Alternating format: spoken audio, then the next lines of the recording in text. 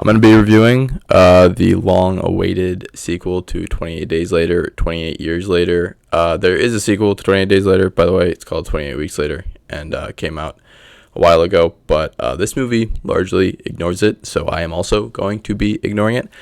This is the return of the original 28 Days creative crew, specifically Danny Boyle as director and Alex Garland as writer. Boyle hasn't made a film in quite a while, and Garland has been quite busy, but he has mainly been directing. He's been more of an auteur than an actual just screenwriter, and so it's kind of cool to see these people back in roles that they haven't had in quite a while, and exploring the zombie genre and kind of trying to reinvent. This is a very ambitious sort of film, and it's not just trying to be a rehash of the original. It's trying to build upon a lot of the style and themes of that film. And aside from the central conceit that there are zombies, but only in the United Kingdom, it is entirely separate from that original film, and as the title suggests, is separated by nearly 3 decades. It centers around a boy played by Alfie Williams, who I've never seen in the movie before, but is quite great in this. Also stars Aaron Taylor Johnson, Ralph Fiennes, Jodie Comer. Pretty good cast. But anyway, I'll just get into my thoughts on this film. I found it to be quite flawed, but like a very unique sort of film that generally stuck the landing. This is a movie that is permeated by the style of Danny Boyle, which is just like really in your face and kind of bombastic. There are shots in this film that I've never really seen anyone pull off. A lot of the action is shot very creatively. A very like loud and frequent score. There's music or a soundtrack backing nearly every single scene. Also a lot of like ambitious ideas, a lot of themes being thrown into this film, a lot of plot. This is a movie whose first act could genuinely like be its own movie, and a movie that has a lot of moments of tonal whiplash because it's doing a lot. It's trying to obviously be a horror movie, be a thriller, be a comedy, also be in a sense a coming of age movie, while it's also exploring this father-son relationship and is also getting into like the parallels between what's going on right now with like this zombie apocalypse and war that has happened previously, and is also exploring like life and death, mortality. So there's a lot going on within this movie. And as a result, I think it's quite difficult to stick the landing of everything. I would say about 75 to 80% of this movie, of its bold stylistic choices, work. And the other 20% I found to be a little bit distracting and kind of taking away from the actual substance of the film. There's certain music choices that I found to be quite baffling. In particular, there's this like ethereal theme that plays a few times throughout the film, and in some instances it makes sense when it's being played, and it's just like people walking through this like endless expanse of green. But then there's a couple moments where it's like playing during action scenes that I found to be really distracting and definitely took away from the tension of those scenes. The one I'm thinking about in particular is this very tense scene where Aaron Taylor Johnson and Alfie Williams' characters are being chased by a zombie, and it starts out like super gorgeous, really well shot, and just like seeing them, oh, they're about to make it home, and you don't see the zombie yet, and so it's playing this ethereal music, and it really fits the tone of that. But then as the intensity kind of ramps up and as the zombie gets closer to them and they have to start running away from it and they're like screaming and everyone's just like shooting arrows at them, it ends up like maintaining that score, and the whole scene really is just baffling. In my opinion, it could have been really good if there had been a switch in the score. So there's certain choices like that Danny Boyle makes that I think no other filmmaker in the entire world would make, and as a result are interesting to think about and interesting to talk about, but in some moments don't necessarily land. It's sort of the same story with the cinematography of this movie. So many shots that I think are just really, really impressive, and again, aren't like anything I've really ever seen within not only a zombie movie, but any movie in general. There's this particular technique that they use where whenever someone shoots a zombie with the bow and arrow, it'll like freeze frame the shot, and then it'll like do like a quick pan all around the zombie. That I thought was like really, really brilliant, and they bring it out about like 10 times, and I thought it was going to get repetitive, but every time I was like, this is just a really, really cool camera technique. One thing to mention is that this movie is shot entirely on an iPhone 15, multiple iPhone 15s, and the rigs are like very impressive. Obviously, this is like a high budget film. It's not like they're like going out there with just an iPhone, but you do feel it in some instances. There's some shots that I think look a little bit cheap, a little bit lower budget, but I also think that that is probably the intent. The original film kind of had this low budget style of filmmaking as well when it was shot on a camcorder and had a lot of like handheld shaky shots. This is just something that Danny Boyle likes to do with his zombie movies, and for the most part it works quite well. And after the first like 10 or so minutes, I kind of forgot about it. There's definitely a few shots early on where like it feels like it's an iPhone, but once you get past the opening moments, I did just find myself really getting lost in it. There's some really great establishing shots within this film that I think are just beautiful to look at, but for the most part it's like a very frenetic sort of camera work. A lot of handheld, a lot of the action scenes are just so quick that some of the shots are like, I don't even know what I'm looking at. It's just very disorienting,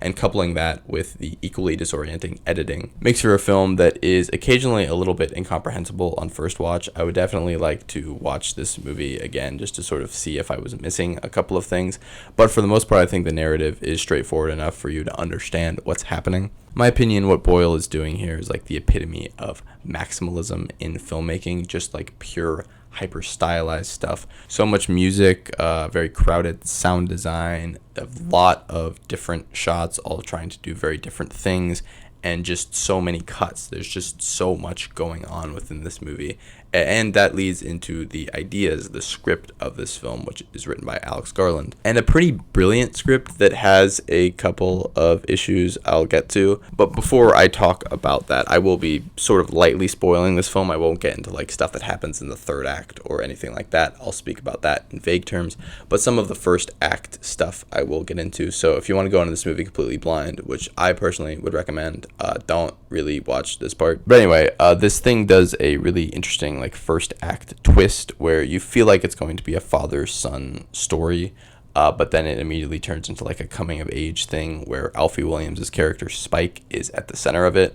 Aaron Taylor Johnson, who is arguably the biggest star within this film, is only in the first act mainly. And this means that this film relies a lot on Alfie Williams as a performer to really bring it, and he's great. I think this is an incredible child performance, especially within the first act, as you sort of see his character come to the realization that his father is a flawed man, and then kind of decide to rebel against him because of that. And the rest of the film does kind of work like a coming-of-age movie. It's this guy walking around, sort of discovering certain things about the world, either just through his experiences or through the people that he encounters. Has some humor to it, has some like scares to it, and also has like a great amount of emotional weight that leads into a third act that has a couple of choices I find to be a little strange. I can't get into them now because it would be spoiling really like the main thing about this film. But there's a certain choice that a certain character makes that I found to be a little weird, and in the context of the film is kind of seen as like this beautiful thing that's happening, but it's kind of like a little worrying to me and like kind of scary to think about.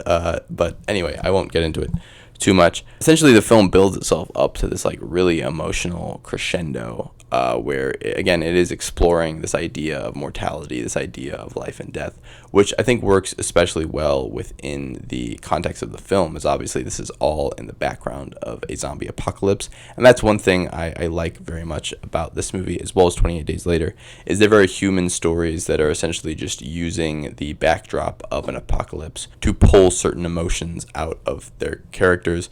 In this instance, again, it is doing a lot of work with Spike's character, who seems to be a central part of this entire trilogy going forwards. This is going to be 3 different films. The ending was a very odd sequel tease and a great example of the tonal whiplash that I was describing. It was when I realized that Danny Boyle is not taking himself too seriously within this film.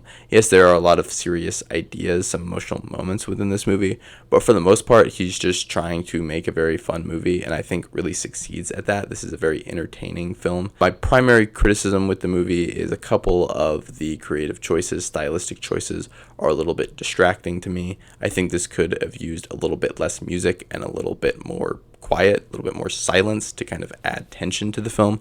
Although I do think for the most part the score is really, really good. It's just that some moments don't need music, and in this movie, like, it's wall to wall music. So that's one of my criticisms. The other criticism is a couple of choices the characters make. I just find to be so stupid that I couldn't suspend my disbelief enough, even if they're kind of integral to getting the plot to progress. They're just so dumb that it kind of took me out of the movie a little bit. But I always found myself getting immersed back into it just because the world is so full, the world building is so great, and really great characters. Ralph Fiennes has a great performance in here, kind of emerging in the third act. I have not usually loved Aaron Taylor Johnson, but I think he's genuinely great in this film. I hope that he gets kind of more to do in the sequels, as again, he's really only in the first act of this film. Jodie Comer, it kind of functions as the heart of this movie, along with Alfie Williams, both who deliver really great performances. In general, I thought this had a couple flaws. Wasn't necessarily my thing in certain aspects of it, but it's undeniably an impressive feat of filmmaking that is very Danny Boyle-y, unlike anything that any other filmmaker could have made. It reminds me a little bit of Trainspotting 2 in that it is a legacy sequel from a original Boyle film, and sees him not really following up the plot lines of the original, but just following up the themes of the original and the style of the original. I really respect and admire this movie. I admire Boyle and Garland for pulling something like this off. This is unlike any big budget film that I've ever seen. There is a sense of creative freedom here that very few films really reach. And I can't wait to see what the sequel is, because this sequel tease left me a little bit confused. I don't necessarily know if the sequel is going to be good. I don't necessarily think that this needs to be a trilogy, but whatever. I thought this was a pretty good time. I would give it a 3.5 out of 5, and that's really all I got. So yeah, later this week I will probably be doing a review of F1. Hopefully next week I will be doing a Superman review. Watch 28 Years Later. Let me know what you think, and that's all I got. Subscribe, I guess, if you want. Like this video if you want, if you made it this far, and yeah, goodbye.